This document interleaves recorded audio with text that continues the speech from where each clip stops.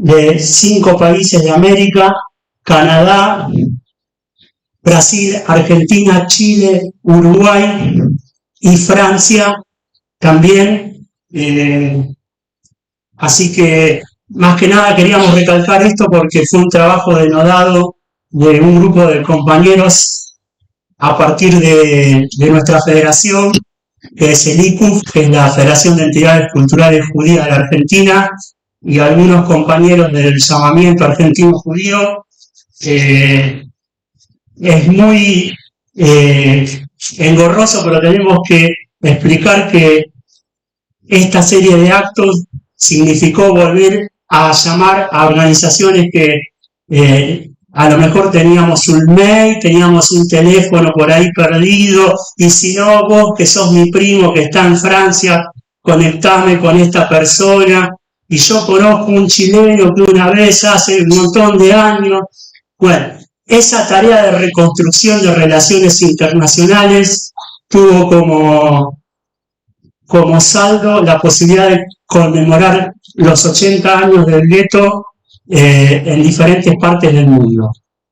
Lo que vamos a hacer a continuación, perdón que ando medio así con un montón de papelitos, pero muchas veces las cosas se hacen así corriendo porque siempre hay detalles que nos escapan. Una de las cosas que nos escaparon era la posibilidad de tener presencias o personas que sería bueno nombrar. Si nos olvidamos de alguna, no es con ningún tipo de mala intención, nos olvidamos. Pero de los que nos acordamos, lo vamos a decir. Están presentes integrantes de la Comisión de Asociados del Banco Credicop, que siempre, cuando podemos, hacemos algunas actividades juntos. Está Walter Pinto, que es secretario general de ATE, acá de Lanús, y no sé de qué CTA, porque yo ya tengo un quilombo con todo eso. Bueno, está Rosita Grusca, que también es de la comisión directiva, o del consejo directivo del ICUF, y que fue mi líder del kinder cuando yo venía acá.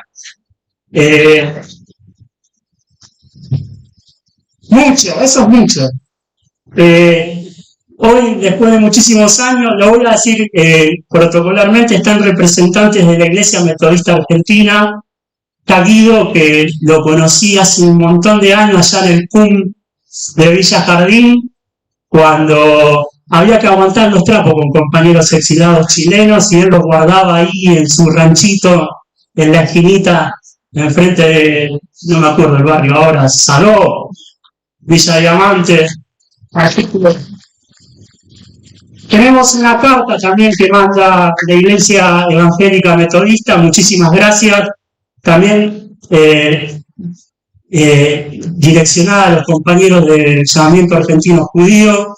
Está Víctor Vigenaro también, que es un amigo de la casa, y el concejal acá en la NUR, enfrente de todos. No pudo venir, pero lo tenemos que nombrar porque siempre nos nombra. A Omar Dalponte, que es un amigo de la institución y un gran historiador, y una persona que empuja siempre por la memoria. Está Quita también, que es una gran amiga de la institución y que un día vino acá a hablar de la alimentación y nos pegó una patada en la cabeza inmemorial.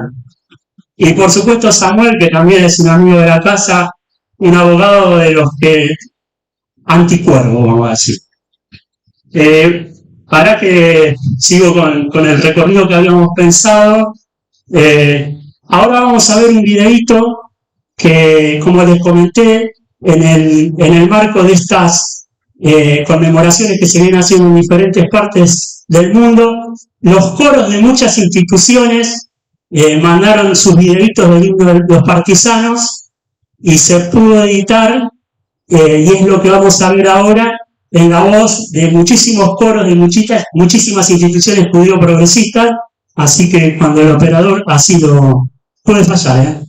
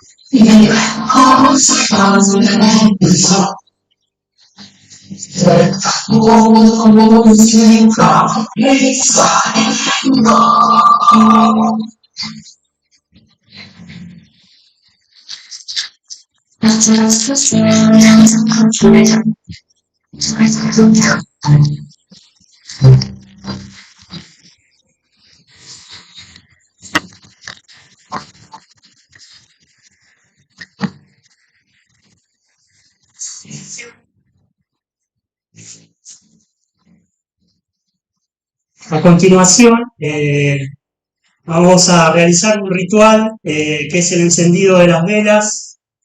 Cada vela tiene una significación para nosotros y para la historia de la lucha contra el fascismo. Queremos, Mari, si estás acá, por favor, va a encender las velas Mari Suar, la primera vela, en memoria de los y las 6 millones de judíos asesinados en los campos de concentración y exterminio, y de aquellos que murieron al tomar las armas para defender nuestra y vuestra libertad.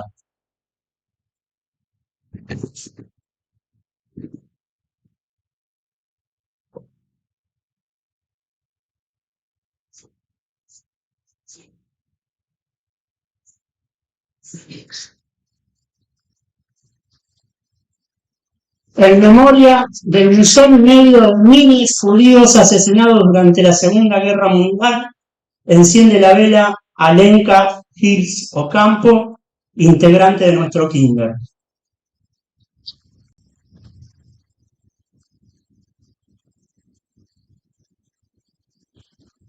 En memoria de los 30.000 detenidos desaparecidos de la última dictadura cívico-militar, enciende Viviana Lozada, integrante de la Mesa de la Memoria, Verdad y Justicia del barrio de Ganges.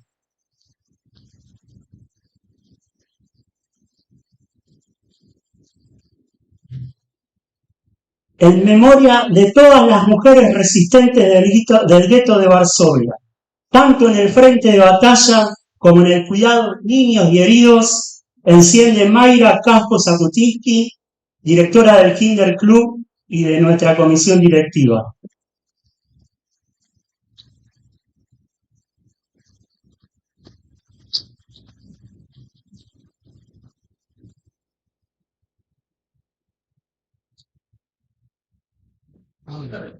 Nos olvidamos. Bueno, vamos a invitar a Víctor para que enciendan la vela por todos los combatientes antifascistas y víctimas de todos los genocidios. Víctor, si querés.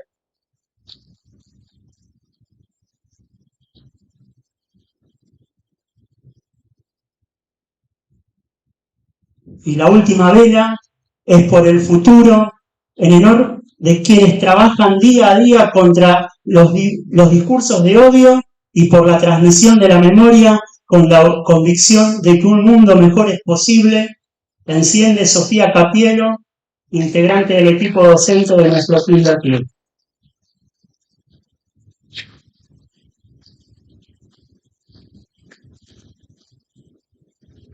Bueno, también queremos invitar ahora a la mesa a Héctor Carlos Gamarnik, nuestro presidente, que va a ser quien va a comenzar nuestro acto. También lo queremos invitar a Cherko Esmiñaki, no le vamos a decir Sergio, porque ya lo... Y siempre tengo problemas con los apellidos judíos. ¿Lo querés nombrar vos? Horowitz.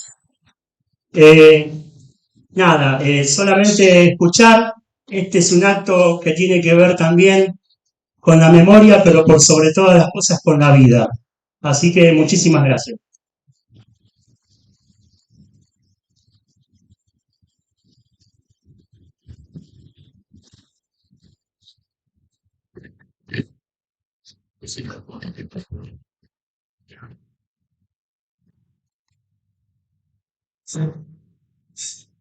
Hola, ¿se escucha?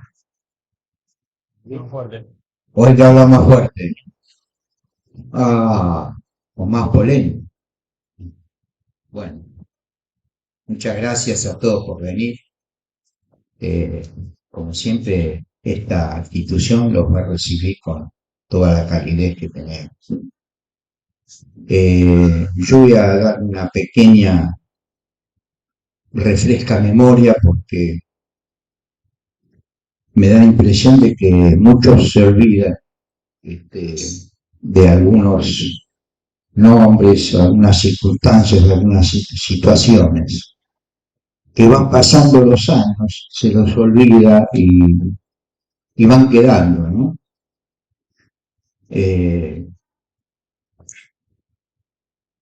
Nosotros tenemos un héroe que fue el principal gestor, el organizador del levantamiento del gueto de Varsovia, que se llamaba Józef Lewartowski. Józef Lewartowski era un militante del Partido Obrero Polaco que tenía su militancia y su actividad sindical en la ciudad de Lodz, en Polonia, que era la ciudad industrial más importante de Polonia. Y se destacaba mucho, mayormente por su industria textil. Este compañero de Bartowski es convocado por el Partido Obrero Polaco a ingresar al gueto, al cual ingresa ilegalmente, de forma clandestina, con el objetivo de organizar un gran frente de todas las fuerzas políticas que se movían, que estaban dentro del gueto, Partido Sionista Socialista, Partido Comunista y otros, como para aglutinar y formar la gran organización de combate. Esta labor la lleva adelante Lewartowski con mucho éxito y cuando ya estaba todo organizado, definido, y las tareas repartidas, es denunciado por el Judenrat, que era la policía judía del gueto. Por supuesto que es denunciado él y toda la cúpula dirigente. Bueno, se es detenido y por supuesto ejecutado. Entonces, la segunda línea de combate, que eran los más jóvenes, tienen que tomar la dirección y tienen que tomar la iniciativa, y liderado por Mordejai Anielewicz, llevan adelante la insurrección más o menos una semana después de la detención de la cúpula dirigente. Bueno, este acontecimiento, digamos, del levantamiento, se lleva a cabo 3 meses después de la derrota del ejército nazi en Stalingrado, que cae, que digamos, que se produce en enero del 1943 y esto es en abril del 43. Ese es el marco en el cual se movía, digamos, era el marco de referencia. Y bueno, con todas las consecuencias que después pudimos apreciar, ¿no? No nos olvidemos que la Unión Soviética aportó un costo de 27 millones de muertos. 27 millones se dice rápido, pero son 27 millones. El frente oriental, que era el gran frente, que digamos donde realmente se libró la Segunda Guerra Mundial, tenía 3.000 kilómetros y combatían 10 millones de hombres, 5 millones en cada bando, y hay que tener en cuenta que para abastecer a cada combatiente en actividad se necesitan 20 personas en la retaguardia para asistir. Tengamos una idea de la magnitud que eso significa.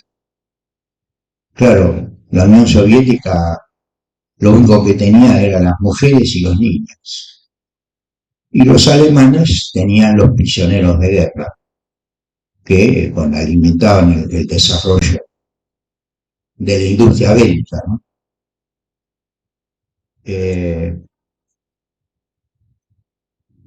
También tenemos que es el momento de recordar que la URSS fue el único país del mundo que abrió de par en par sus fronteras y albergó a millones de judíos, salvándolos de las cámaras de gas. Estoy haciendo este reconto porque yo cuando era chiquito íbamos mis padres me llevaban de la mano a los actos del gueto y yo me quedaba muy grabado el nombre de Levartovsky, pero después con el correr de los años se dejaba de mencionar, o sea que hay cosas que se dejan de decir, cosas que se ningunean, cosas importantes y fundamentales y decisivas que después la gente no lo va perdiendo, los jóvenes lo van olvidando, nadie sabe, y bueno, creo que este es el momento en refrescar un poco la memoria, porque cuando Hitler se hace cargo de la Cancillería, lleva su plan a las potencias occidentales lideradas por Estados Unidos, Inglaterra y todas las potencias fascistas de Europa. Lleva su plan y todos forman un frente estrecho y deciden armar hasta los dientes a Hitler, un país que no tenía recursos, un país que estaba fundido, quebrado, destruido después de la Primera Guerra Mundial y de las indemnizaciones que tuvo que pagar. Y de la noche a la mañana no se sabe cómo aparecen con el ejército más poderoso del mundo. Se sabe de dónde salió. Bueno, ya se sabía desde el primer momento que el objetivo principal era atacar a la Unión Soviética. Y este armamentismo es denunciado en todos los foros internacionales, pero como la mayoría eran potencias fascistas, decían no se están armando, no están haciendo nada. No le queda otro recurso a la Unión Soviética que firmar un pacto de intercambio comercial y de no agresión con Alemania para retardar y demorar todo lo posible el traslado de la industria bélica atrás de los Urales. Esto también hay que aclararlo porque se utiliza como que la Unión Soviética entregó a Polonia, se repartió Polonia con Alemania, todas esas falacias que no tienen ningún tipo de asidero. El objetivo principal era atacar a la Unión Soviética. Por eso estaba el apoyo de todas las potencias fascistas de Europa. Bueno, ahí cuando se concreta esta alianza es donde realmente se puso el verdadero huevo de la serpiente. Bueno, y cuando termina la Segunda Guerra Mundial, se inicia la Guerra de Liberación en Israel. La Haganá, que era el ejército de Israel, digamos, el ejército guerrillero de Israel, tenía 80.000 hombres y 18.000 hombres tenía el ejército palestino, y los dos lucharon mancomunadamente para expulsar al ocupante británico que estaba en Palestina. Inmediatamente la Unión Soviética presenta en las Naciones Unidas la declaración Gromyko para que en el concierto de las naciones se reconozca la existencia del Estado de Israel. Y eso es lo que da surgimiento al Estado y que ahora se cumplen 75 años. Esto lo menciono porque también se ignora, se ningunea, se esconde y no se dice. Y bueno, son algunas perlitas que se me ocurrió traer a este evento porque me parece que amerita de que estas palabras se digan. Gracias.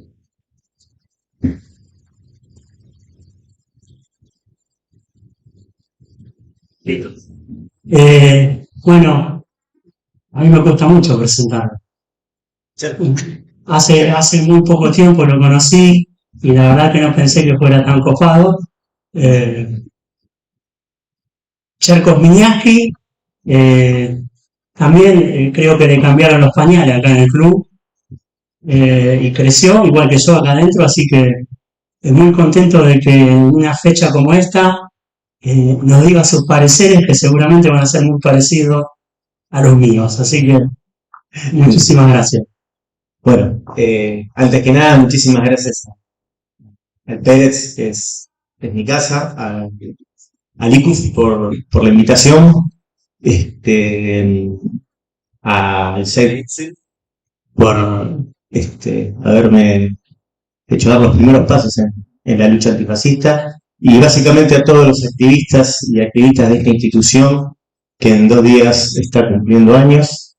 y en nombre de todos ellos, especialmente, si se me permite, a Susi Zakutinsky, que si estaría acá seguramente sería ella la que estaría hablando en eso.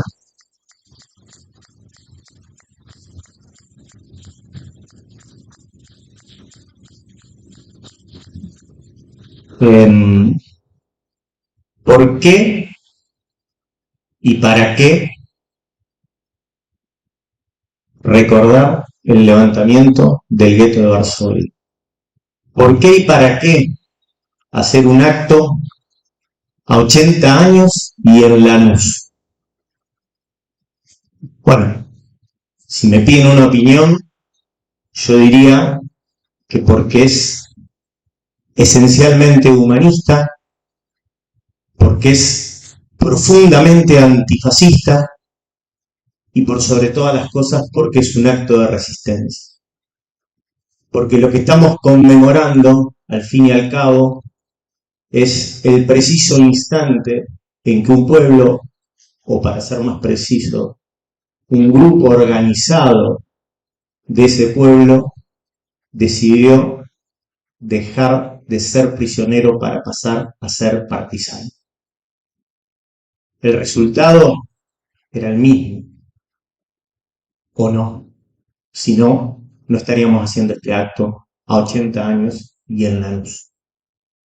Porque justamente el legado que dejaron esas y esos partisanos es que siempre, pero siempre vamos a tener derecho a rebelarnos contra la opresión. Eso es lo que le da sentido a un acto a 80 años, aquí y ahora. Quizás en esos partisanos y en esas partisanas pensó León Toto Zimmerman, que fue en lo personal quien me formó políticamente en el ámbito de los derechos humanos, cuando planteaba que los derechos humanos son los derechos que tienen los pueblos a rebelarse, o, si me lo permiten, entre nosotras y nosotros, los derechos humanos son los derechos que tienen los pueblos a hacer la revolución. Y justamente hacer un acto en esta fecha, en este contexto y en este lugar, es un acto profundamente vinculado a los derechos humanos, porque es un acto profundamente antifascista. Y claro, todo sería más simple si los fascistas serían tradicionales y folclóricos, que lo hay, los Biondini, con el brazalete rojo y la cruz bástica. Pero el fascismo tiene muchas caras, muchas facetas, es bastante original. Y entonces estamos en un momento donde tenemos que entender que ese fascismo, que siempre fue profundamente antijudío, antisemita, pero que hoy tiene otros colectivos, otras colectividades como blancos principales. Cuando hace unas semanas en el Yao Yao se habló de los mapuches ante el poder económico de este país. Es el fascismo que hace la semana pasada tuvo la genial retórica de explicarnos que tenemos derecho a no tener derecho. Es fantástico eso. Exigir el derecho a no tener derecho. ¿Por qué la educación pública tiene que ser pública si nos están obligando a tener que ir a estudiar? Fascismo, y en esto quiero ser muy puntual para un lado y para el otro, es tanto la mano que gatilla en la cabeza de la vicepresidenta como Esper cuando dice que al chiquito Beligoni hay que meterle bala. Si no entienden que la matriz de esos dos actos es la misma, estamos volviendo a pifiar afuera del TAP.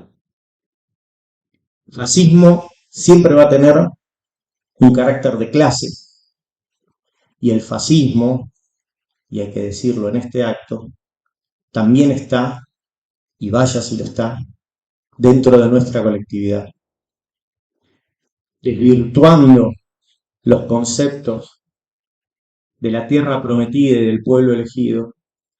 Hay quienes justifican el gueto de Varsovia del día de hoy, porque si el gueto de Varsovia era una cárcel a cielo abierto, hoy la Franja de Gaza, sin lugar a duda, Palestina toda, pero la Franja de Gaza, sin lugar a duda, es la cárcel a cielo abierto más grande que existe. ¿Qué diferencia hay entre ese judaísmo y el de Isaac León Pérez, que nos recibe todos los días en la puerta de este club diciendo que todos los hombres, todos los pueblos somos hermanos? Entonces, como al mundo no le sobra ningún pueblo y como todos los pueblos tienen derecho a rebelarse, este acto que justamente conmemora ese derecho a rebelarse contra la opresión, nos viene a recordar que también, o especialmente, o particularmente, el pueblo palestino tiene derecho a rebelarse.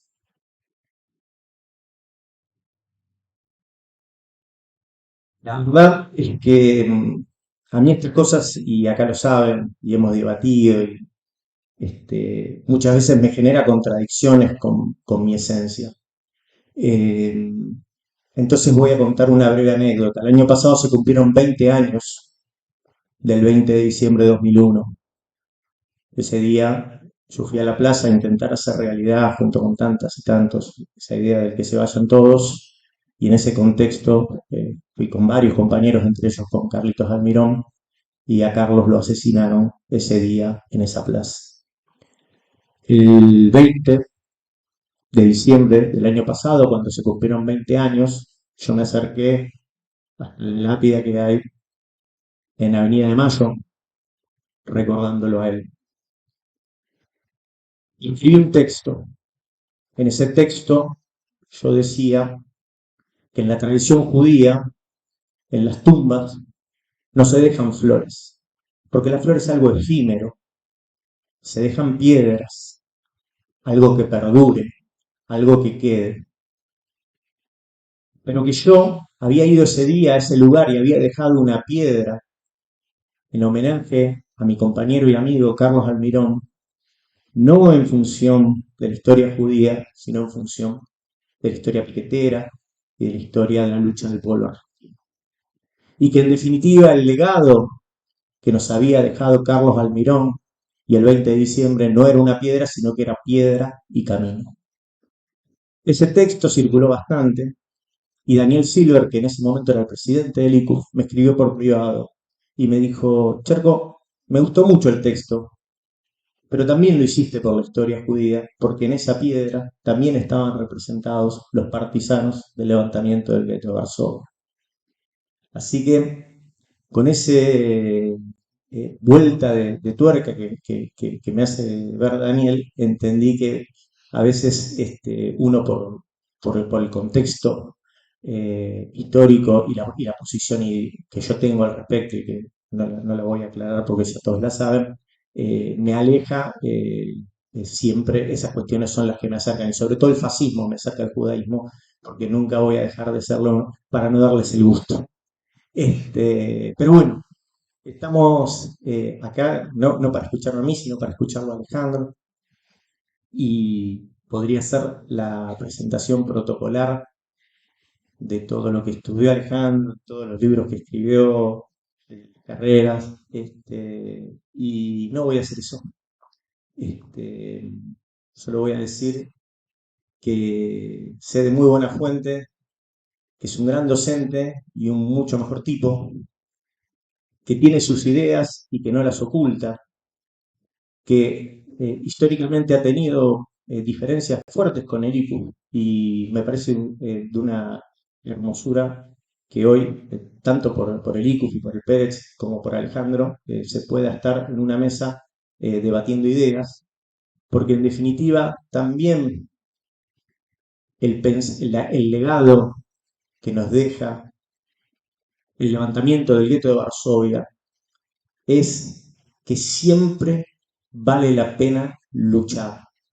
Por más terribles que sean las circunstancias, siempre vale la pena luchar. Pero para luchar, primero tenemos que pensarnos, porque si no nos pensamos, nos piensan. Entonces venimos acá a debatir, a pensar, a luchar, a que nunca nos gane ninguna idea derrotista, ninguna resignación, que en definitiva los partisanos nos enseñaron con su himno que, aunque sea en la peor de las circunstancias, no le vamos a dar el gusto de pensar que el camino es el final. Muchas gracias.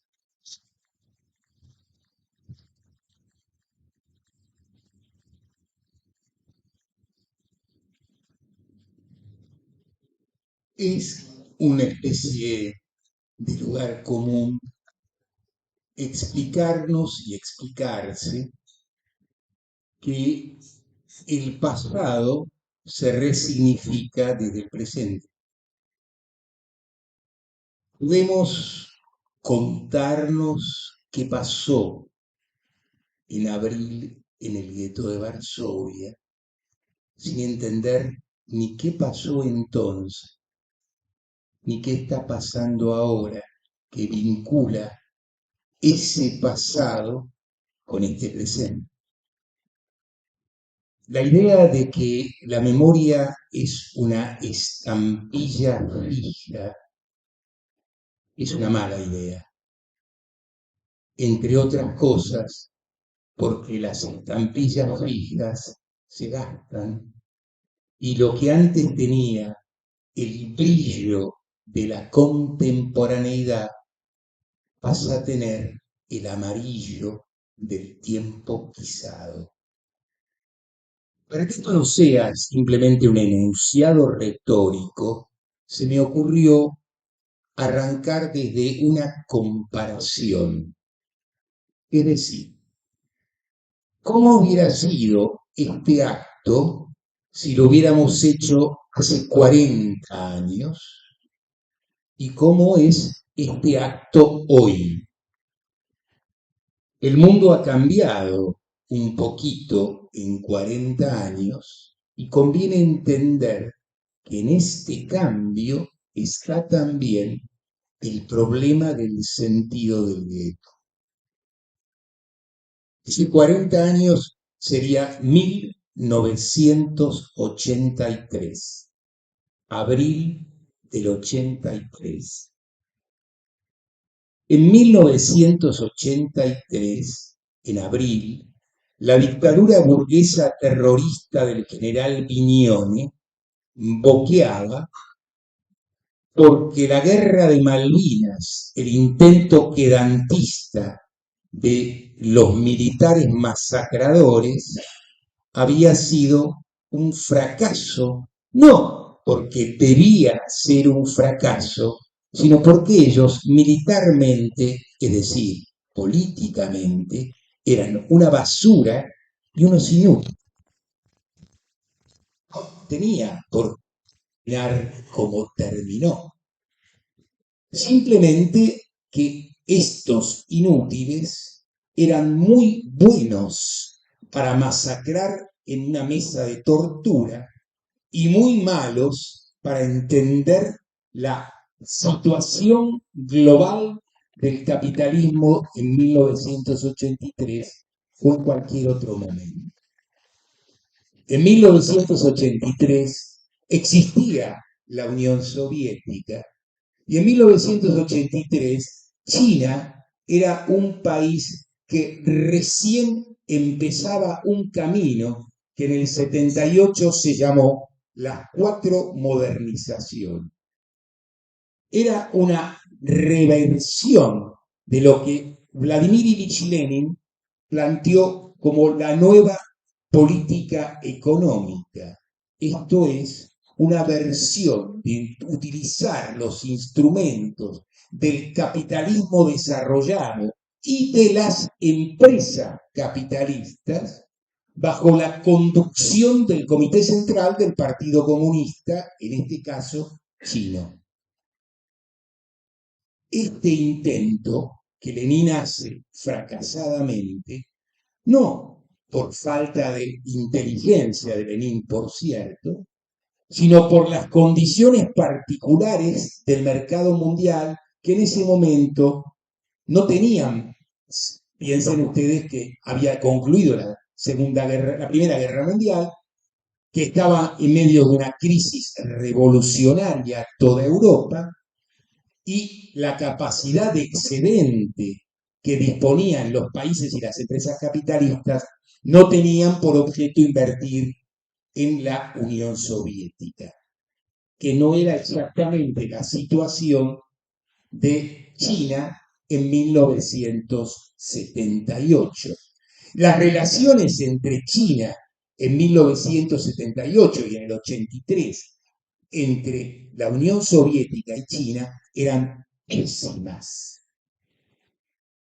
Y conviene recordar que el motivo de esta situación está lejos de haber quedado claro.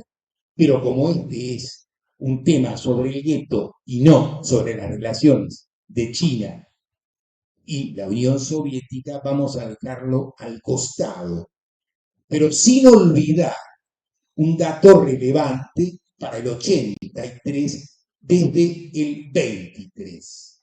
Y esto es, hoy las relaciones entre China y Rusia, entre Putin y la dirección del Partido Comunista chino, no son exactamente las mismas. Y este es un punto sobre el cual no podemos no reflexionar en otra oportunidad, pero es un dato clave, esta nueva situación. El otro término que nos importa es que en 1983 existía el Estado de Israel, por cierto, y si alguien nos hubiera dicho en 1983, nos hubieran preguntado si es posible que el Estado de Israel desaparezca o que la Unión Soviética desaparezca, yo conozco a muy poca gente en este planeta que hubiera dicho que la URSS iba a desaparecer y que el Estado de Israel iba a continuar sentado en el Medio Oriente en los términos en que hoy está sentado.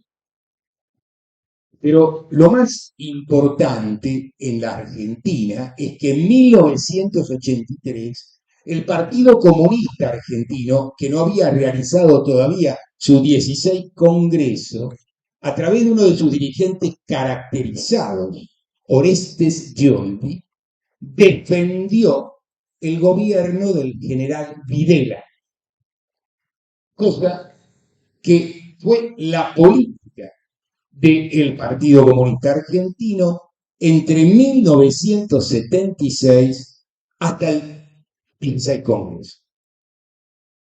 ¿Por qué traigo todo esto?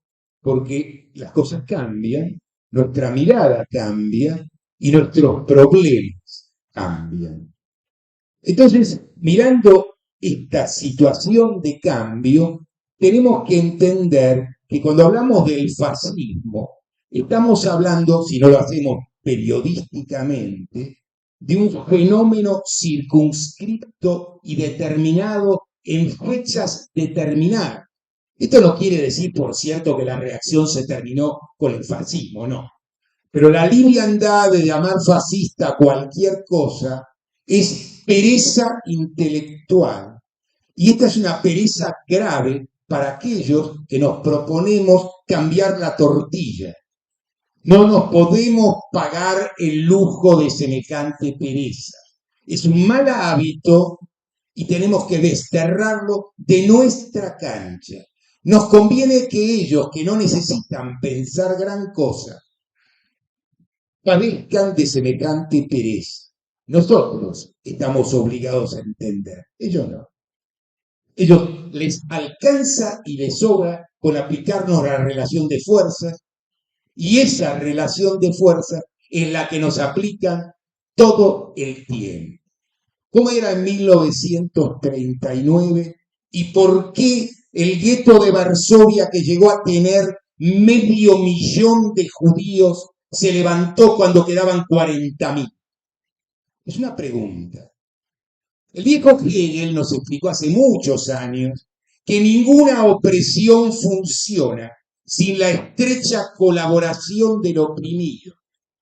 El viejo Hegel pensaba como un aristócrata y por lo tanto despreciaba a los que colaboraban, porque él era un aristócrata. Esto es, un hombre que se para en la loma, mira hacia abajo y ve ciervos que se agachan, se arrastran y le producen un profundo desprecio, ignorando un dato clave: quién los convirtió en siervos, cómo se construye un siervo, y recordando un dato histórico no menos importante por universal.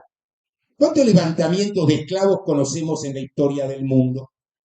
Muchos. Salvo el de Espartaco y algunos pequeños levantamientos en plantaciones determinadas, altamente circunscriptos, casi no conocemos. La pregunta, podríamos discutir incluso si el levantamiento de Espartaco es o no realmente un levantamiento de esclavos, porque lo que se levanta es la escuela de gladiadores de Roma, y Espartaco está muy lejos de ser un esclavo, es un príncipe derrotado al que lo condenan a gladiador. ¿Qué es un esclavo? Aquel que ha sido destruido en su subjetividad y convencido de que es razonable, justo y amable que él sea un esclavo, y que esta negra que ama a su amito blanco al que le dio la leche y lo vio crecer, es una buena persona. Y solamente esto es así porque esto es así. En 1939 sale un barco de judíos de Europa, recorre el mundo, toca tierras cubanas y tiene que volver porque nadie le permite a los 1.500, 1.800 integrantes de ese pasaje desembarcar.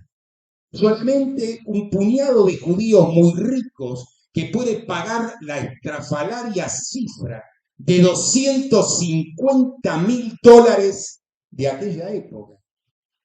Es una cifra descomunal, para que se entienda. La escuela de Frankfurt, la investigación que se organiza porque Felix Weil, un judío multimillonario comunista que nació en la Argentina y financió al Frankfurt Institute de Adorno y Horkheimer, donó para esa institución en esos años, un poco antes, la misma cifra. Y con esa cifra armaron lo que armaron. Imagínense lo que es desembolsar esta guita para quedarse en Cuba. Y fueron 4 los que se quedaron y el resto volvió. Porque el primer plan nazi no era el exterminio de los judíos en Europa, sino el Judenrein, esto es, la limpieza de los judíos, sacarlos de Europa. Y Palestina no les parecía un mal lugar. Entonces, lo que tenemos que entender, en primer lugar, es que estas condiciones de extrema hostilidad no eran una característica particular de Alemania, sino una característica particular de Europa y de buena parte del mundo extraeuropeo. Había antisemitas en lugares donde no había judíos.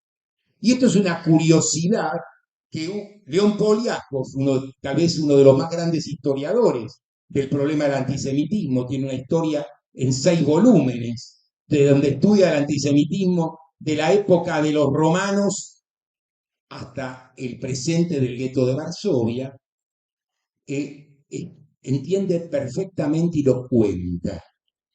¿Qué quiero traer con esto? ¿Una curiosidad? No.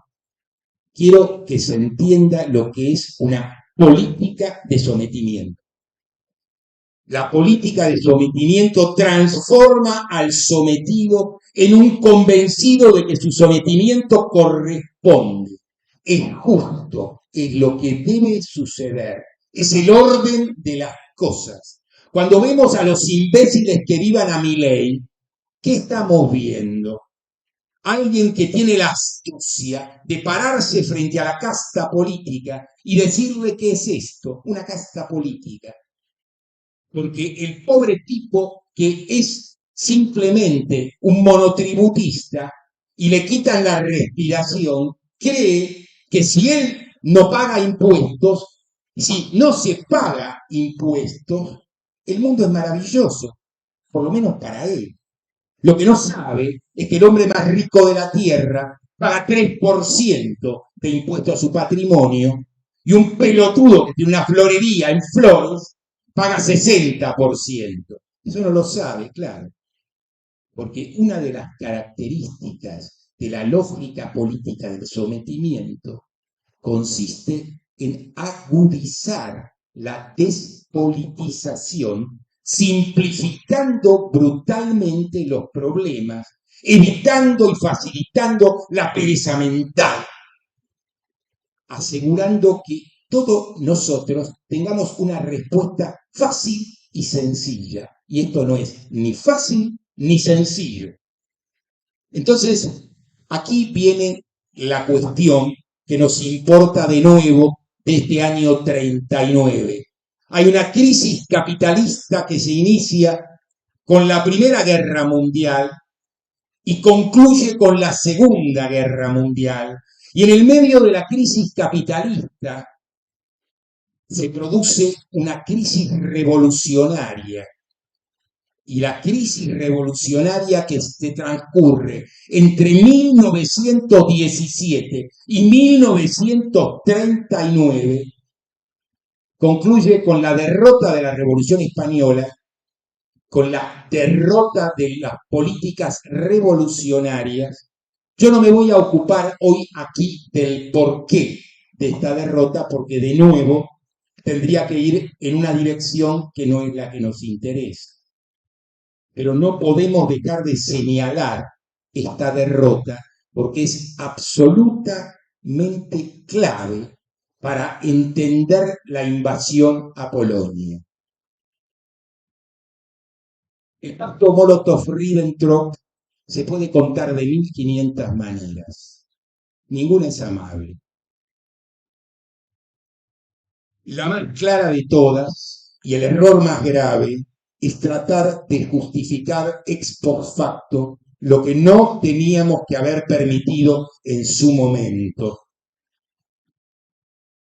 Pero como este no es un debate sobre el pacto Molotov-Ribbentrop, no me pienso dedicar tampoco a esta situación, porque conviene recordar que José Stalin arranca como aliado de Hitler en la Primera Guerra, que Hitler toma Francia, Dinamarca, Holanda, Suecia, Bélgica, Rumania, sin que el Ejército Rojo se mueva.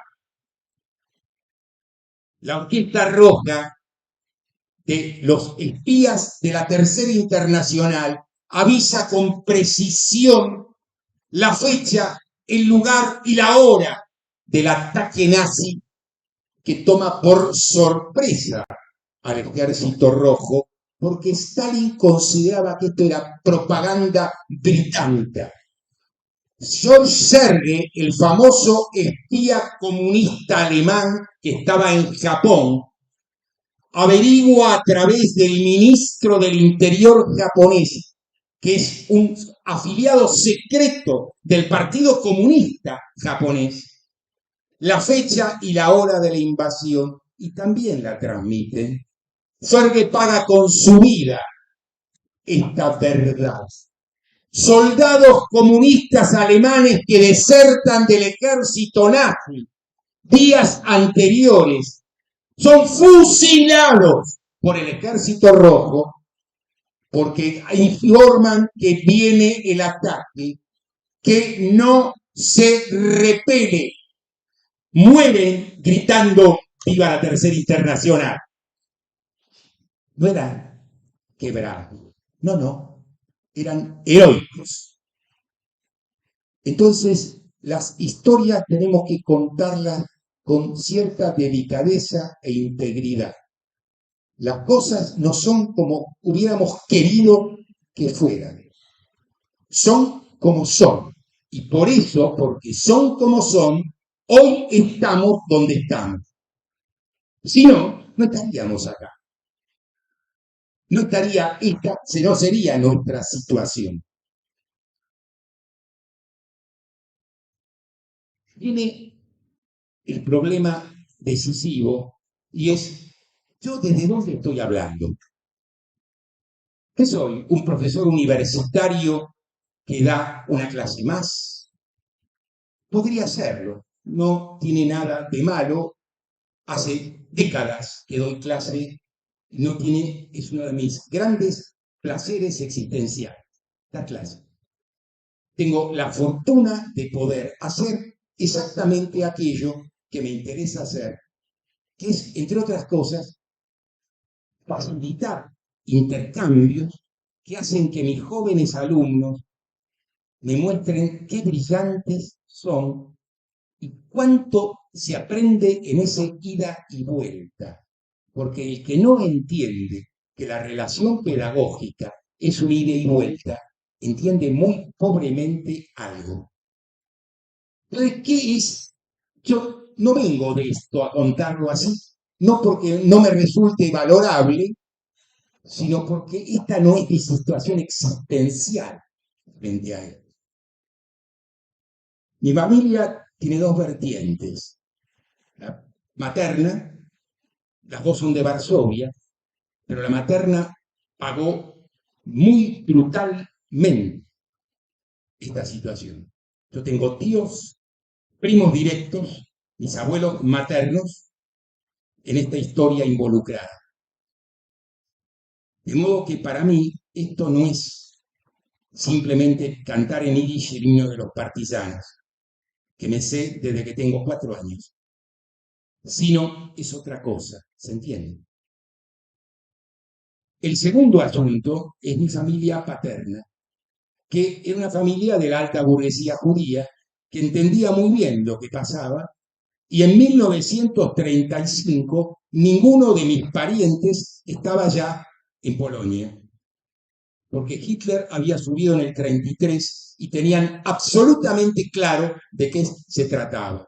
Y los que se quedaron no era porque no sabían, sino porque tenían una tarea para hacer allí.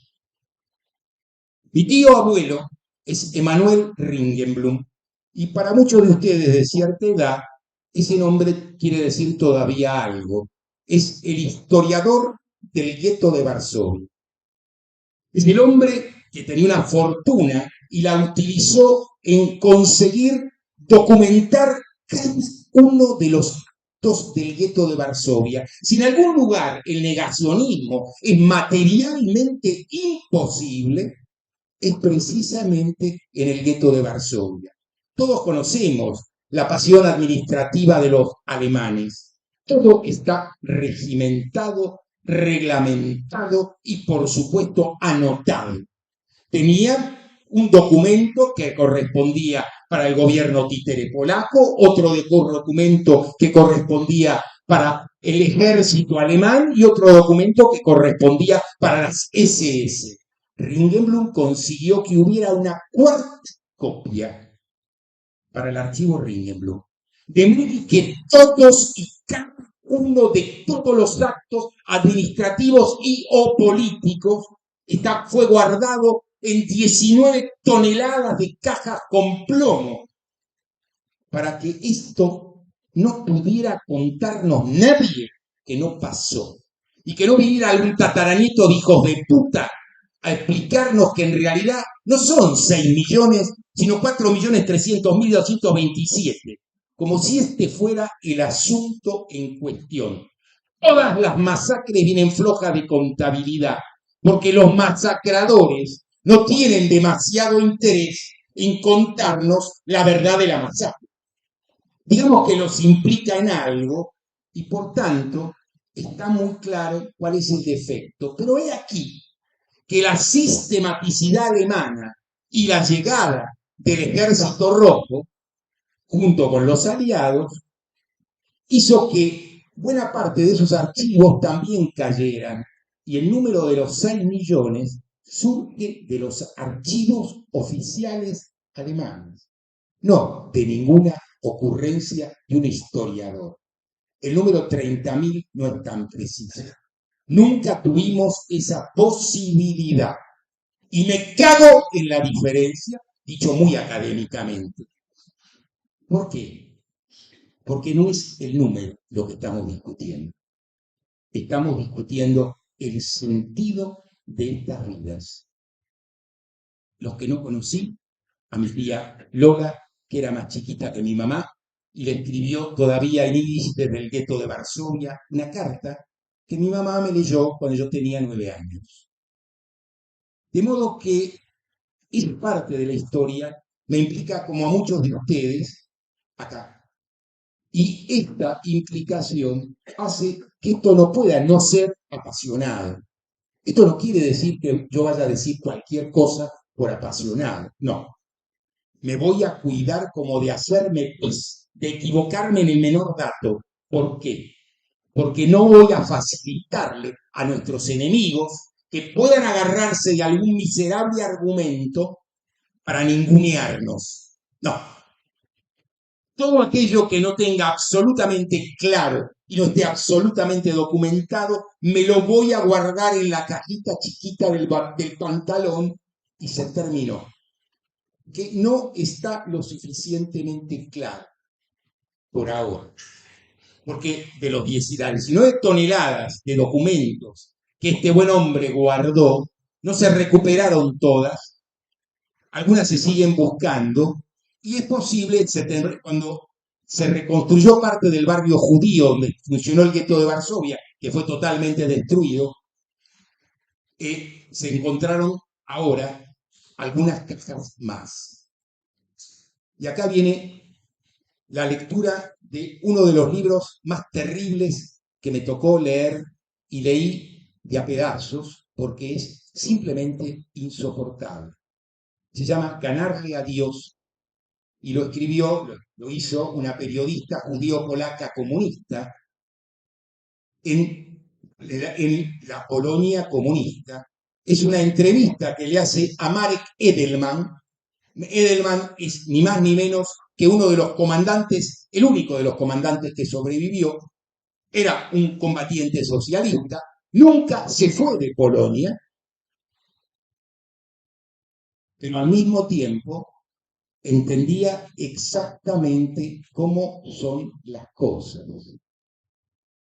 Conviene entender que el heroísmo es una cuestión muy compleja y muchas veces muy confundida con la idea hollywoodense del heroísmo, que es una idea muy efectiva, pero muy patética. Vamos a hacer un pequeño ejercicio para entender lo que quiero afirmar y para que de nuevo no sea una palabra hueca. Cuando Hitler invade, cuando Hitler invade Polonia, con la Panzerdivision, el ejército polaco hizo cargas de caballería. Escuchen bien, ¿sí? Caballos contra un tanque, ¿sí? Hay que estar bastante loco para hacer semejante cosa, entre otras cuestiones, porque no produce mucho efecto. Muy bien, el heroísmo del ejército polaco es innegable. El antisemitismo también. De los 7 campos de exterminio, 5 estaban en territorio polaco. En Dinamarca, Hitler tomó Dinamarca por teléfono. Les avisó que iba para allá, el ejército desembarcó, le entregaron las llaves y buenas tardes, no tiraron un solo tiro, uno. Esta versión del heroísmo no era dinamarquesa. La comunidad judía en Dinamarca tenía unos 12, 13 mil integrantes. Solamente unos pocos centenares fueron a parar a los campos de concentración. ¿Por qué? Cuando se da el edicto nazi de la Estrella Amarilla, El príncipe heredero se pasea por el jardín del palacio en Copenhague con el capote militar al que había cosido una estrella amarilla. Él. El príncipe heredero no era ningún bolchevique, ni... No. Simplemente que no estaba dispuesto a convalidar semejante cosa. El mensaje era claro. Pero bien podía ser que el príncipe heredero se cosiera la estrella y no pasara absolutamente nada. No, pasaron varias cosas y vale la pena contarlas. La primera cosa que pasó es que los judíos fueron embarcados, 11.000, para cruzar a Noruega. Pero en ese lugar del Báltico estaba estacionada una parte de la flota alemana. Y los barquitos judíos pasaron entre los barcos de la flota alemana, que tampoco dijo nada. Porque aquí conviene entender algunas sutiles diferencias. El ejército alemán no necesariamente era nazi. Había nazis y había no nazis. Conozco, porque la vida es muy curiosa, tuve el enorme privilegio de ser el editor de Francisco Richter. Francisco fue uno de los pocos sobrevivientes de la lista de Schindler, que vivió en la Argentina y era amigo de la mujer de Schindler. Hizo conmigo un libro que se llama Undécimo Mandamiento. El 11º mandamiento era sobrevivir. Y Francisco me contó, esto vale la pena, yo pensaba que sabía lo que era esto. Pero una cosa es leer un librito y otra cosa es escuchar por boca a un sobreviviente contando una historia así. Entonces, en un momento donde yo ya no sabía de qué lado del tuje sentarme, porque era insoportable el relato, le digo a Francisco, pero ellos eran unos animales. Francisco me mira muy tranquilo y me dice, no, está equivocado usted. Eran como usted, como yo. Eran como usted, como yo. Aquí viene la parte del heroísmo a la que quiero llegar.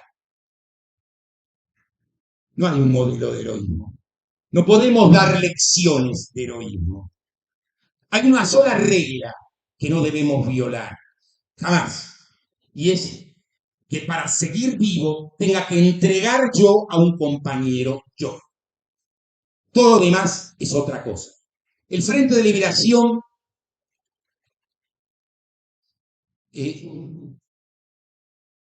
argelino le exigía a sus combatientes silencio durante 24 horas. Esto era todo.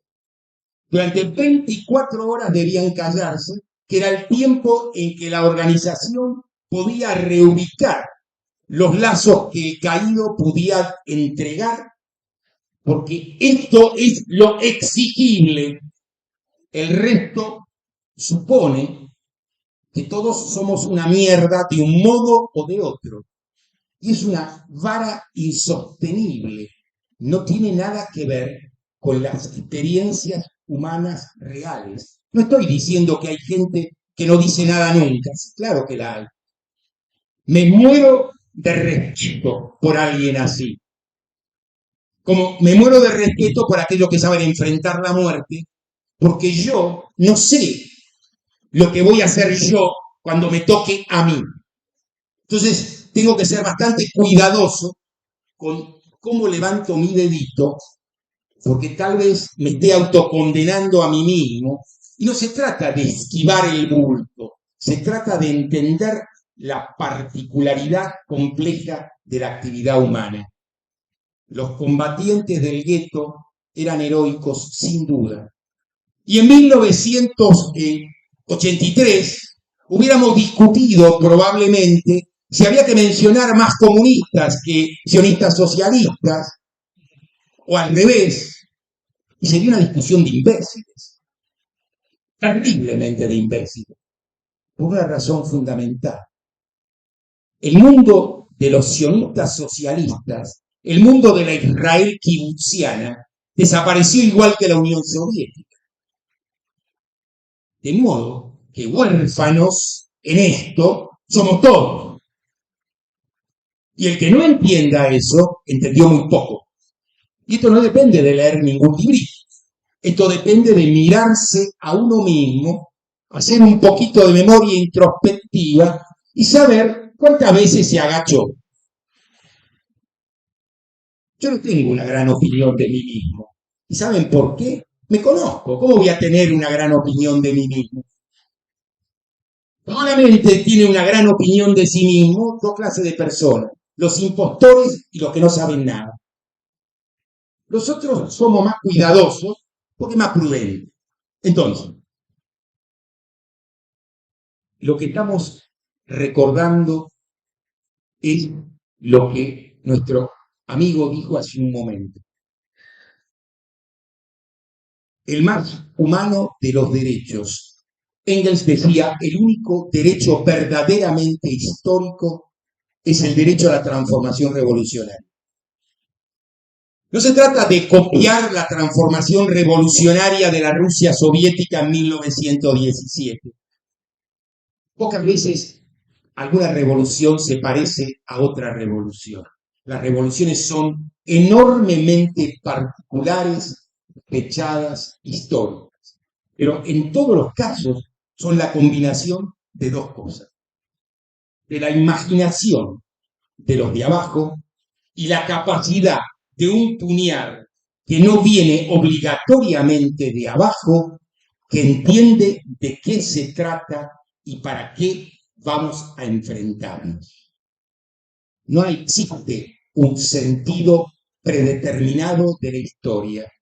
La historia no marcha en ninguna dirección particular, salvo la catástrofe, que es aquello a lo que se dirige si la dejamos librada a su propia suerte. El capitalismo librado a su propia suerte, sin regulación, es catastrófico, y que haya que explicarlo ofende la inteligencia. Es un acto de cinismo o de profunda estupidez alienada. Entonces, ¿qué es lo que nos importa hoy, aquí, ahora? Nosotros, tú, acá estamos. Y de acá no nos van a sacar tan fácilmente.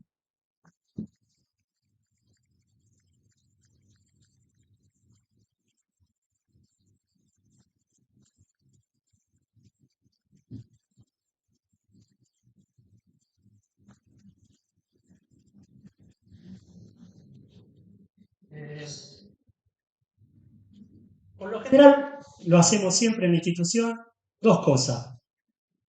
Si alguien tiene ganas de hacer alguna pregunta, si alguien tiene ganas de generar alguna devolución, simplemente yo quiero decir algo. Y no digo que vamos a hacer la intergaláctica, pero por lo menos generamos un debate. Así que si alguien quiere decir algo, quiere levantar la mano, quiere proponer alguna idea, después vamos con las otras protocolares.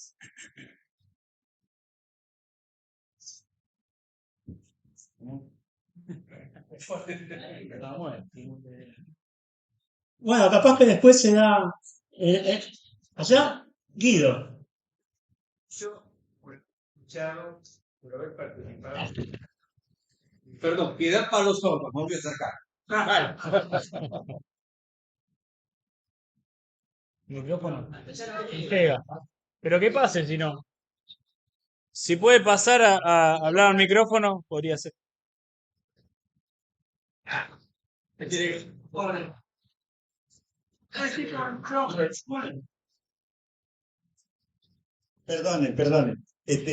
Yo me alegro mucho de estar participando, de haber participado en este acto, de un espíritu crítico tan intenso y tan profundo como el de esta tarde. Porque un espíritu crítico siempre es un espíritu revolucionario. Es un espíritu que cambia las miradas, que se atreve a disentir, que se atreve a revisar los procesos históricos y que se atreve a pensar de nuevo las cosas. Entonces, eso es muy, muy valioso, muy importante. Muchas gracias.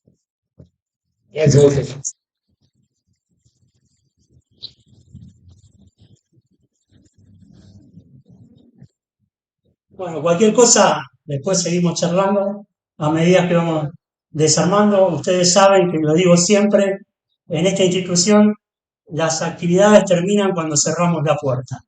Así que el que quiera colaborar con levantar la silla y mientras tanto seguimos polemizando y nos sacamos los cuernos como hacemos siempre, está todo bien. Ahora vamos a lo protocolar. Por lo general, cada vez que la institución hace alguna actividad o organiza algún evento, el flyer de difusión se convierte en un cuadrito y es el presente que le damos a las personas que vienen a hablar o a demostrar su talento. Así que le vamos a entregar a Alejandro y a Cherco, que también se lo merece.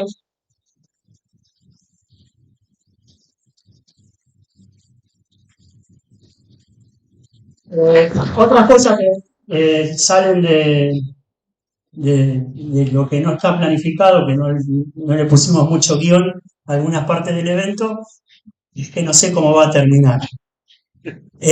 Pero ya que estamos, dos o tres cosas. Investiguen en las redes que hay algunos números que se llaman CBU, pago moto, hacete socio, como lo puedan imaginar. Todo suma, todo acompaña. Mañana hay Kinder, para los que no saben lo que es el Kinder, es el lugar más fantástico del mundo después de una tribuna de fútbol. Así que si tienen nietos, amigos, chiquitos que no saben qué hacer los sábados, acá hay un lugar que es el mundo más hermoso que existe. No sé si alguien quiere decir algo más. Alejandro también trajo una serie de libros de su autoría que están ahí en una mesita, el que los quiera ver y comprarlos, ahí están. Bueno. Micrófono.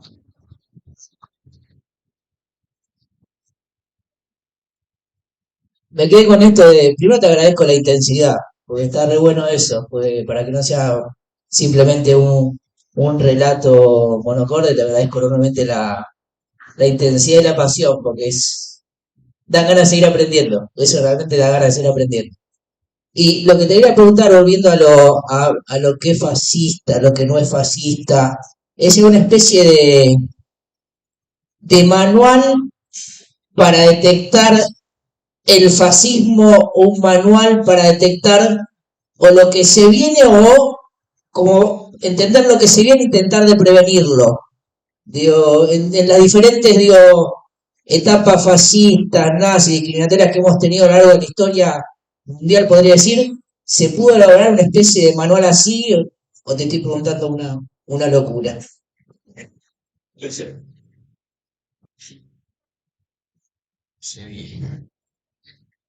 La pregunta es muy buena, pero es para un seminario. Voy a hacer un aplanamiento pedagógico y el aplanamiento tiene algo que no es pedagógico porque es un aplanamiento, de modo que lo que te voy a decir, lo que les voy a decir, hay que tomarlo con pinzas, ¿sí? No hay que leerlo en literalidad, sino simplemente como puntos a considerar y observar. Cuando vos querés saber sobre un orden social cualquiera, tenés que ver cómo trata a los más débiles, a los chicos, a los viejos y a las mujeres. Un orden político donde el maltrato se ve allí es un orden político frente al cual vos tenés que saber que no es el tuyo. Esta es la regla número 1. Segundo, las palabras no se las lleva el viento. No.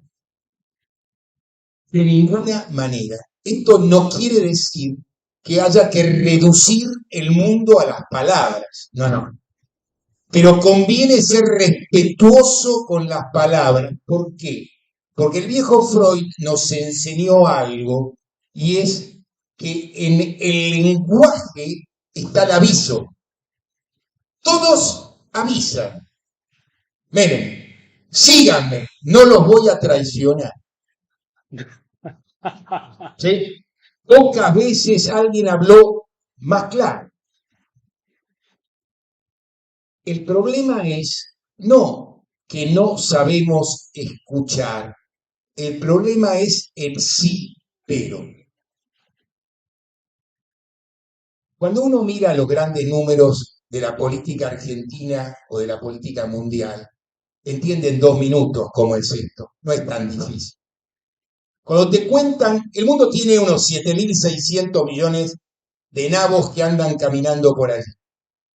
El 1%, 76 millones, es decir, una Argentina y media, tiene el 54% de la renta del mundo. Esto no quiere decir de la propiedad ni que hablar, de la renta. ¿Esto qué quiere decir? Matemáticamente, que se podría duplicar la renta al ingreso de todos en 24 horas simplemente con el hecho político de que estos señores no disfruten parasitariamente de lo que tienen.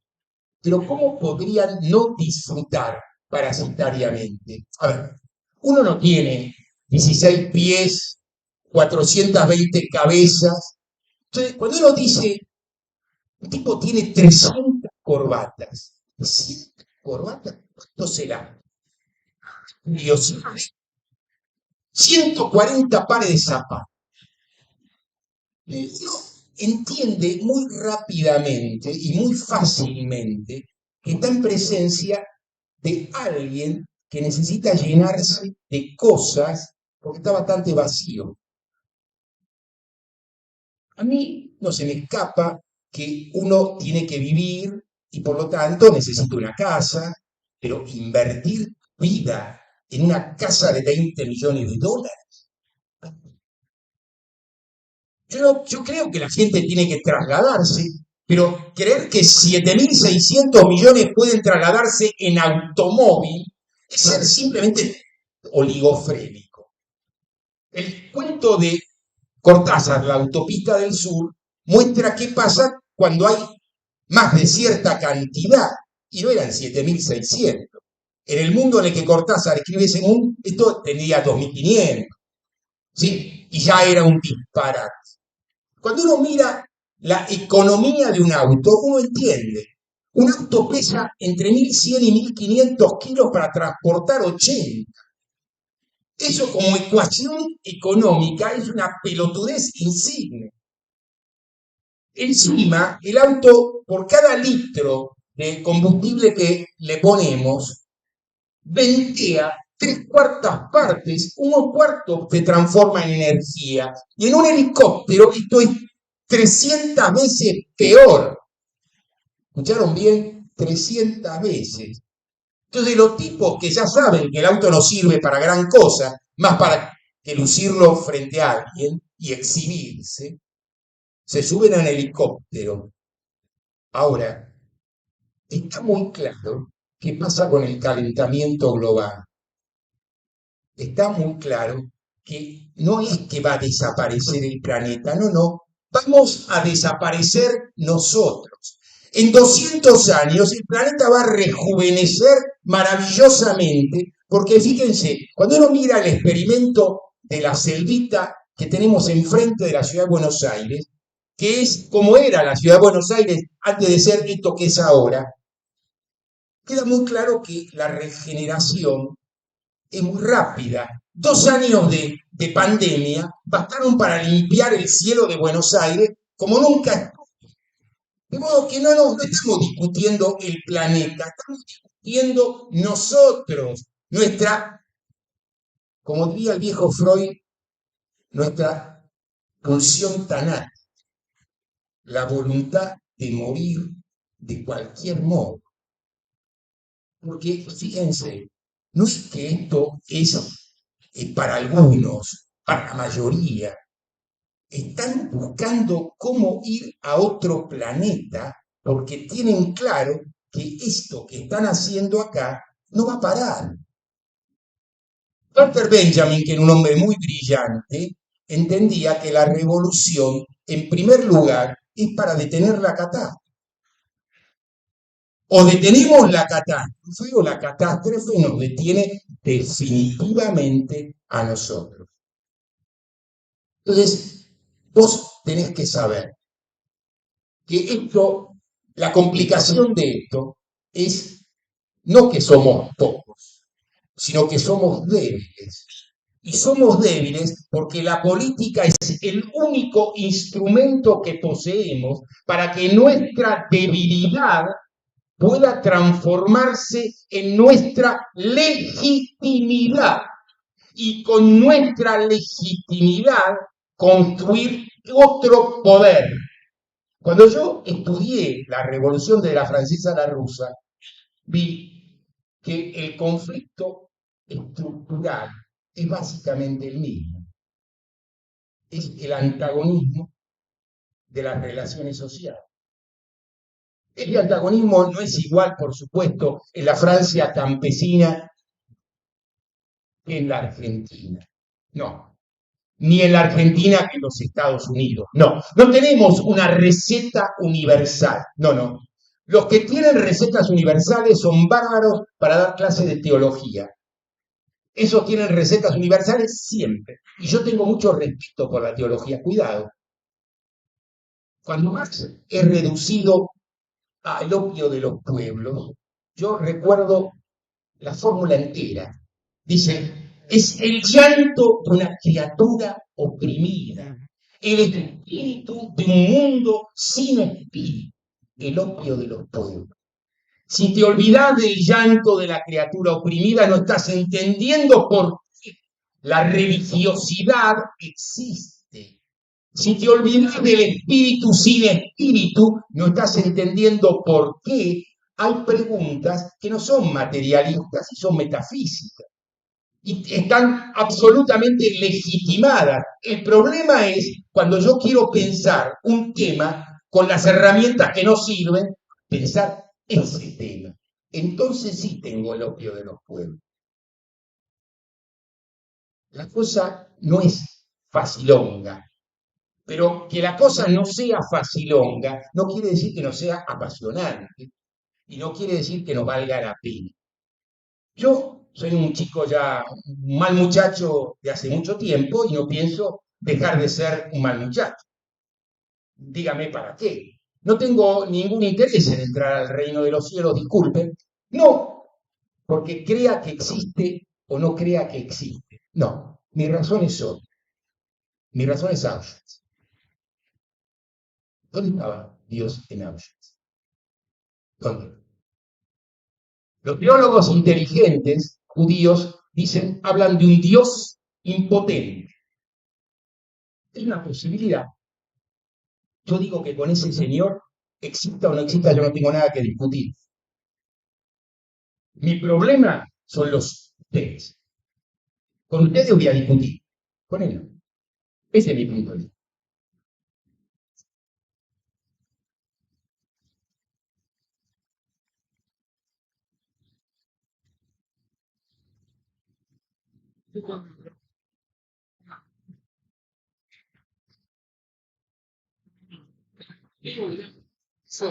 Bueno, en primer lugar, obviamente, volver a repetir el agradecimiento y también la pasión y, bueno, obviamente todo lo que usted volcó en este panel.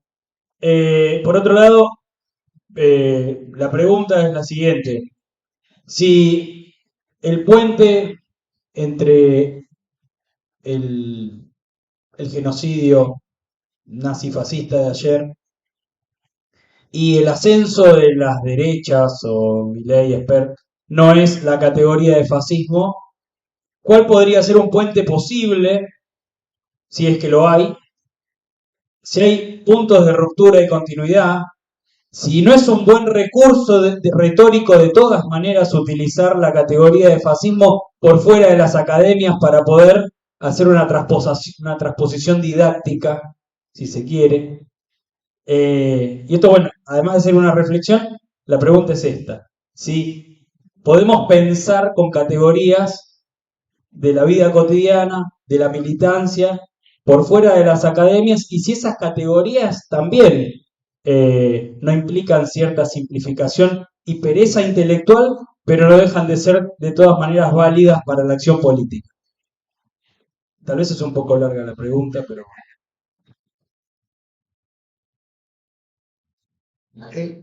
Algunos creen que yo soy omnipotente. No, no es mi caso. Aviso de antemano, mi narcisismo no llega hasta ese extremo.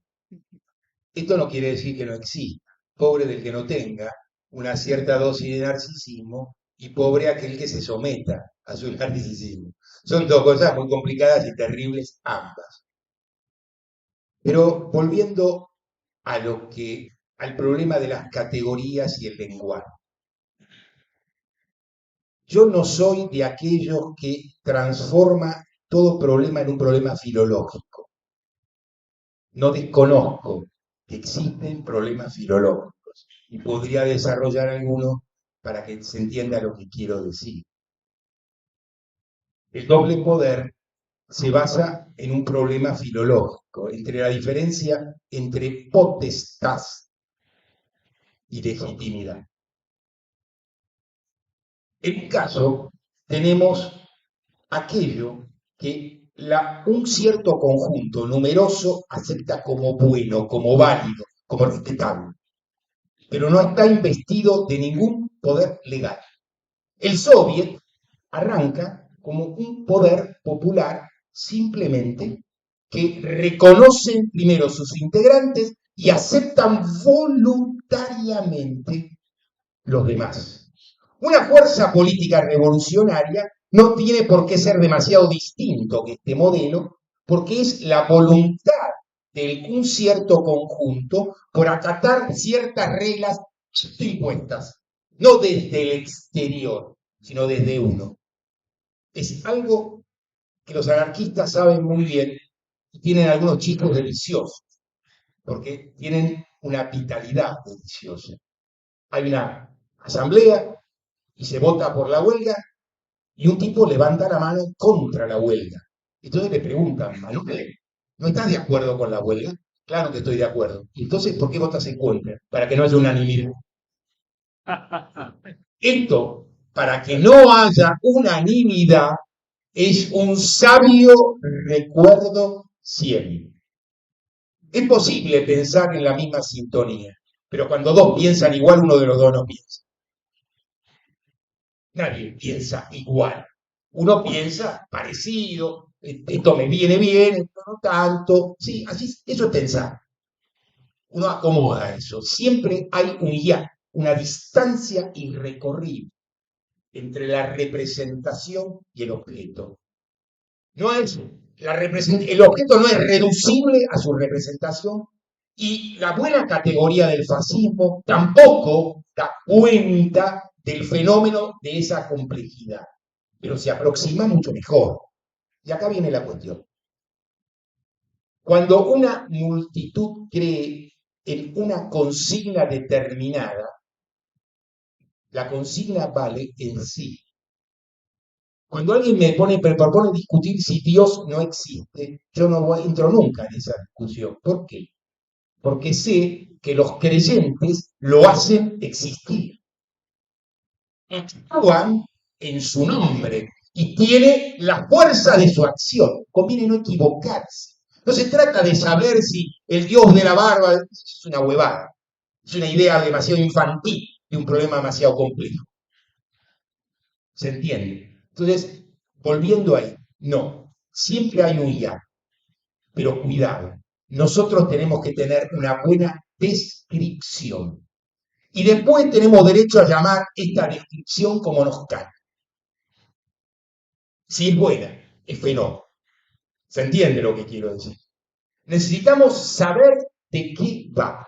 Una vez que sabemos de qué va, está todo bien y lo podemos llamar pirulo. Da igual. Si pirulo, pero de nuevo, el éxito de algunas palabras, las transformaciones del lenguaje, son cosas... El lenguaje es lo más democrático que existe.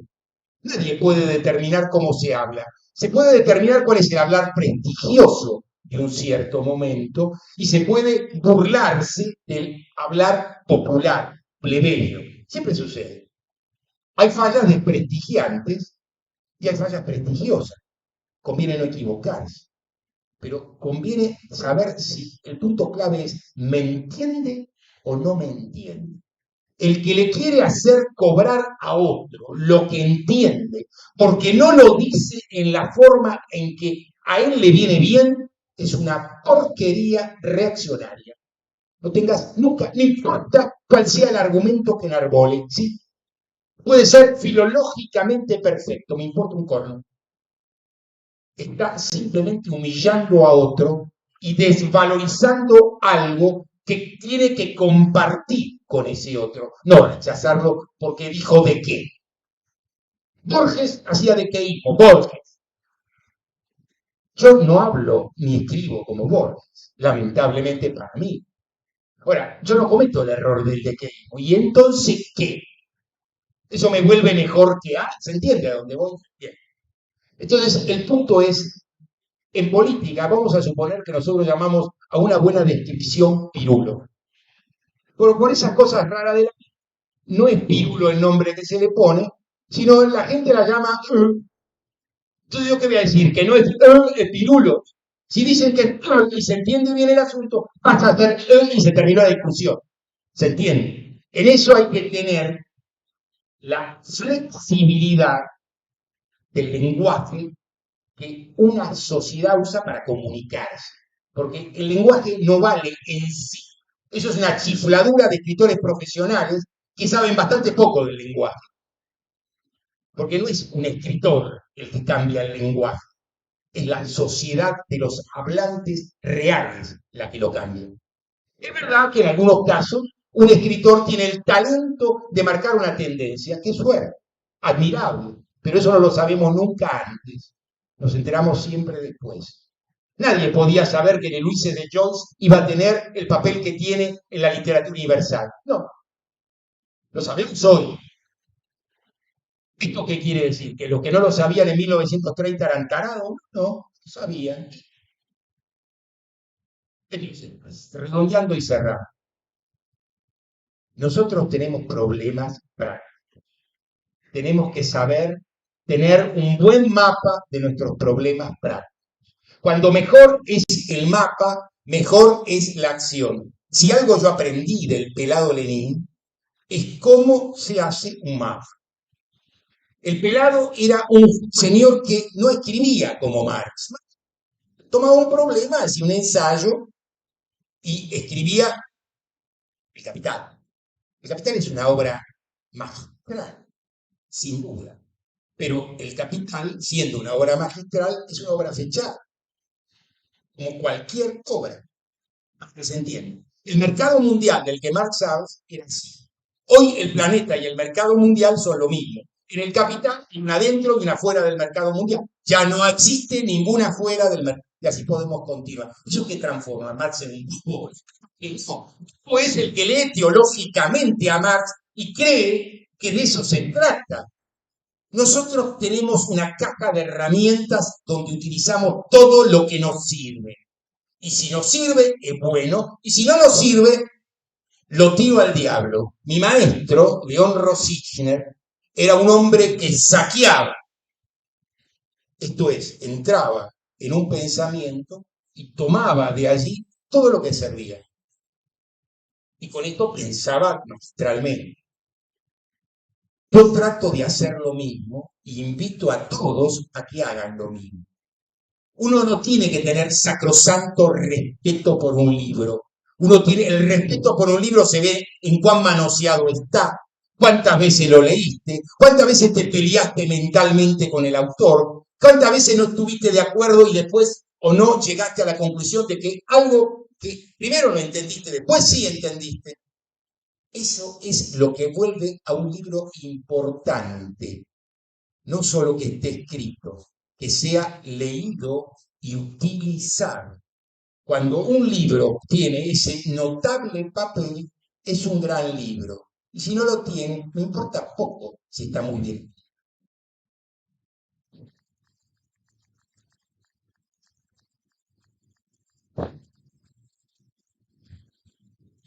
Era la última. Sí, dale. En estos tiempos, desde el 2003. No, yo me levanto y hablo. Cuando ganó en 2015 Macri, a muchos nos sorprendió, no esperábamos eso. Después aparecieron explicaciones, bueno, los medios hegemónicos dan tanta manija, qué sé yo, qué sé cuánto, y hacen que alguien que yo conocía en una parada de colectivo, que laburaba vendiendo lapiceras en el colectivo, me decía, Gaby dijo que va a sacar a todos los manteros. Como si él estuviera al lado de Gaby, ¿no? Del lado de Gaby estaba. Ahora, digo, yo me hago esta pregunta y hubo bastantes explicaciones de diferentes intelectuales explicando el fenómeno de que alguien vote en contra de sí mismo, como clase. Y yo te quiero preguntar si vos tenés alguna reflexión acerca de ese fenómeno por el cual una persona que a lo mejor trabaja limpiando una casa o alguien que vende en el colectivo vota a su patrón sin darse cuenta de que no le... Por ejemplo, los jubilados que votaron a Macri, los docentes, Macri. Los tipos del CONICET que votaron a Macri. ¿Qué pasa? ¿Por qué alguien no se da cuenta de que estaría votando a alguien que lo va a perjudicar? El viejo Freud tiene una fórmula que se llama la identificación con el amo. Claro. Primero, hacemos despacio y vamos por partes. El poder de los medios está fenomenalmente sobreestimado y forma parte de lo que yo llamo la pereza mental. ¿Por qué? Miremos un segundo, este es un chiste de Perón, pero Perón no hacía chistes así no así. Los chistes de Perón son cosas que yo siempre pensé con mucho detenimiento. Decía, en 1945 teníamos todos los diarios en contra y ganamos.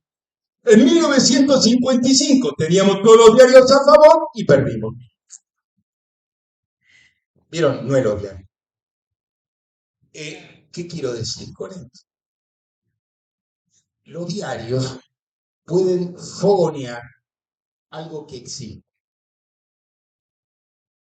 La pregunta es, ¿por qué existe? Cuando nosotros hablamos de la transformación del capitalismo y la transformación del capital, hablamos de la transformación del trabajo humano y de la transformación de las clases sociales.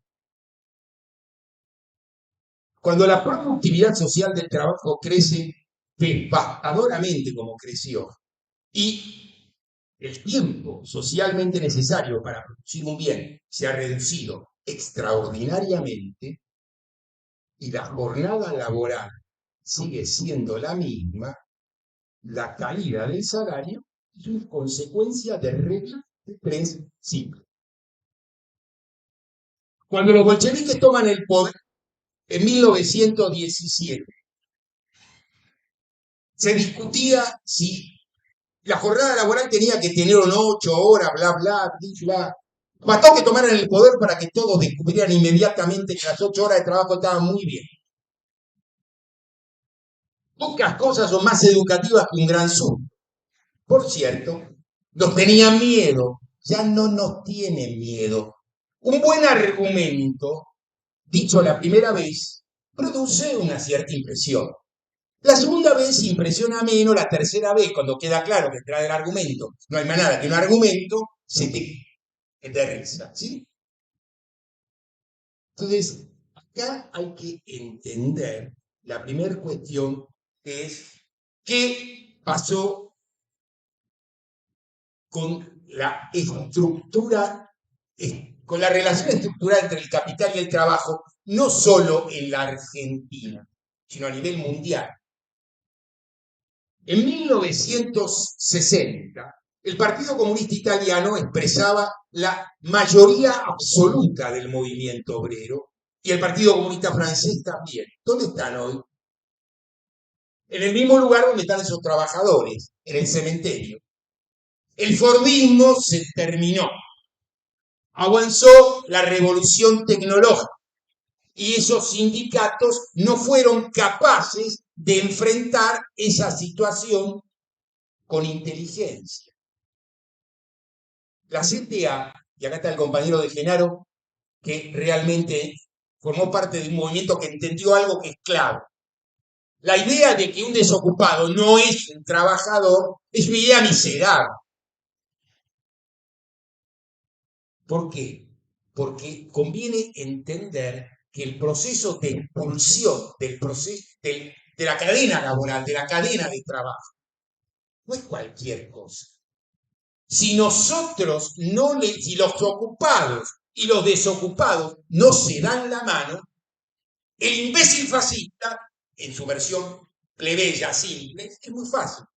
Este tipo es un privilegiado. Él tiene trabajo, yo no tengo trabajo, él trabaja en blanco, yo chanqueo, yo tengo que ser monotributista, tengo que pagarme todo y este hijo de puta no paga nada. Entonces, se entiende, este es el modo en que una simplificación, por muy mala conducción política, opera. Por eso, no nos compremos las explicaciones fáciles. Cuando algo pasa hoy, el motivo no está en lo que pasó en los últimos 10 minutos, sino es una cadena mucho más larga que hay que reconstruir. No según el cuentito que nos habíamos contado, porque está claro que el cuentito que nos habíamos contado nos trajo acá y queremos salir de acá. Y para salir de acá tenemos que revisar este cuentito punto por punto. No porque somos jodidos, sino porque aprendemos de lo que pasó. Si no, no estaríamos aprendiendo. Hay pocas ideas más estúpidas que creer que hay algo que se hizo mal todo el tiempo se puede volver a hacer del mismo modo y va a salir bien. Es el sí, pero. Me doy cuenta, pero... No, el sí pero no nos sirve, compañerito, no. Con el sí pero no vamos a ninguna parte. Necesitamos ser absolutamente objetivos, no porque eso sea fácil, ni porque alguien sea objetivo. Yo no digo que yo soy objetivo. Yo soy una parcialidad. Brecht decía, se trata de defender la parcialidad correcta, no de ser objetivo. Pero no puede ser que esto se haga a costa de los datos reales, porque eso es ser estúpido. Cuando nosotros éramos más jóvenes y el diario La Nación decía que eran las 7 de la mañana, yo no tenía que sacar el reloj y controlar si eran las 7 de la mañana. Eran las 7 de la mañana. Si el Producto Bruto había caído, el Producto Bruto había caído. Si el Producto Bruto no había caído, no había caído, porque los datos del INDEC no los dictía nadie. Víctor Kirchner metió los dedos en los datos del INDEC. Y esa es una idea de intendente. La Revolución Francesa se hace, entre otras cosas, para establecer el metro patrón. Esto es la medida exacta que asegura que la cadena mercantil opere. ¿Por qué? Porque eran éticos los burgueses. Claro que no. Simplemente tenían que saber que un metro era un metro y no era igual a ninguna otra cosa. El que toca el metro patrón deslegitima la palabra pública y autoriza al primer hijo de puta a decir que la inflación es esta, aquella, la de frente es la que se me ocurra. ¿Se entiende a dónde voy? Nosotros, el amor, cuando es ciego, no es amor, es catástrofe. Como tenemos acá algunos peinamos canas y algunos ya ni canas, sabemos eso. La idea de la ceguera no es una idea feliz. Nadie llega a una relación importante porque es ciego. Uno llega en una relación importante porque sabe quién es el otro que está con uno y no por eso, sino a pesar de eso, lo ama igual, sabiendo quién es, no ignorando.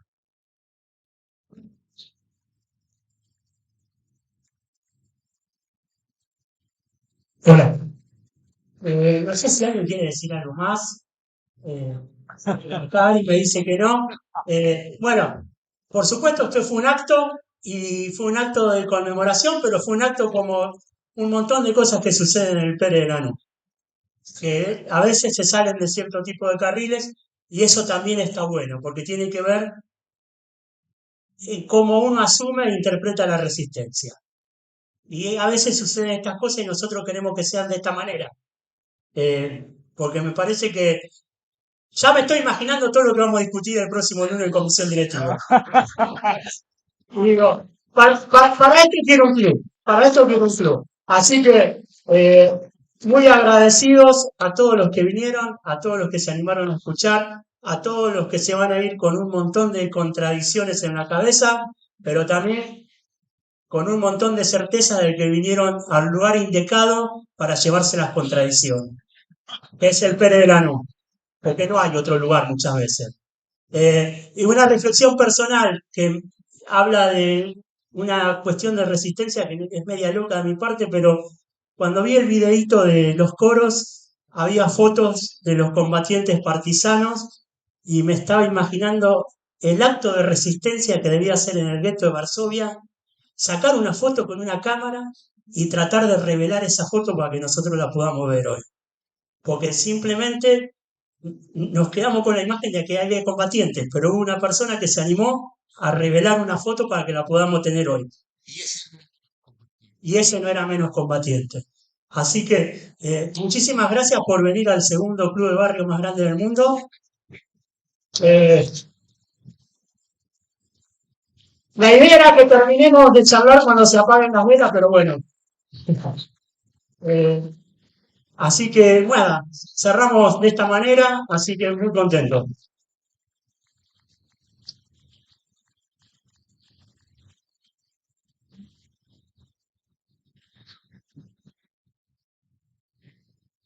Bien.